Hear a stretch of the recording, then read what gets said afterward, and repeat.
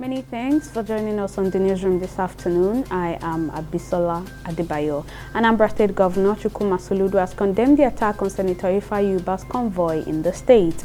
The governor, in a statement signed by his press secretary Christian Aborome, which was released on Monday morning, said the government is fully determined to wipe out every act of criminality, adding that this is the last-ditch effort of a sinking boat by these criminal elements.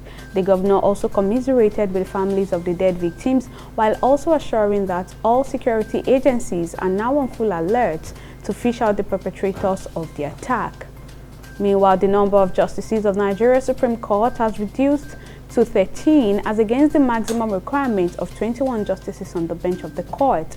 This is following the retirement of Justice Abdul Aboki, who clocked the compulsory retirement age in August. Aboki clocked 70 years on August 5, 2022, being the statutory retirement age for justices of the Supreme Court.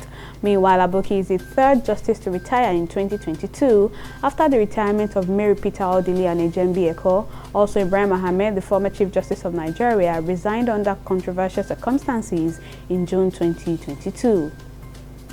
The Nigeria Center for Disease Control (NCDC) says 21 new cases of monkeypox have been recorded across the country within the last 7 days. The NCDC made this announcement in a statement published on its official website on Sunday. The new figure raises the total number of confirmed cases of monkeypox in the country to 241. The NCDC also added that a total of 14 deaths have been recorded, with a case fatality rate of 3% in 10 states. New Zealand Prime Minister Jacinda Ardern has declared it was time to safely turn the page on New Zealand's COVID-19 restrictions, scrapping all but a handful of remaining rules. New Zealand, which once eliminated the virus through the toughest pandemic rules in the world, has made relaxations similar to Australian or European conditions. Mask wearing would no longer be mandatory in public places, and the last vaccine mandate will be ditched in 2 weeks under sweeping changes announced by the Prime Minister. However, the government is sticking by a 7-day isolation period for people with the virus, defying calls to shorten isolation period to 5 days.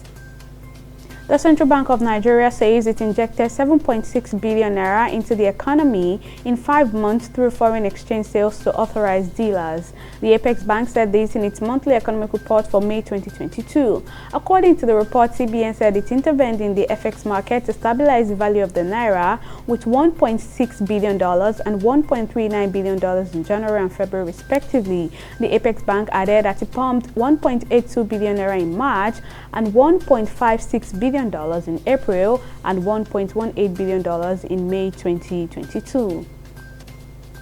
On the foreign scene, mourners will on Monday get the first opportunity to pay respect before the coffin of Queen Elizabeth II as it lies in an Edinburgh cathedral, where King Charles III will preside over a vigil. Thousands of people are expected to line up for the chance to see the flag-draped casket at St. Giles Cathedral in the Scottish capital a week before her funeral in London. The new monarch will walk behind his mother's coffin in a somber afternoon procession leading from the palace, where it arrived on Sunday after making a 6-hour road journey from Balmoral Castle to the cathedral. Meanwhile, King Charles III pledged on Monday to follow his late mother's example of selfless duty as he addressed lawmakers from both houses of parliament in London before he was to fly to Edinburgh to be with the late Queen's coffin.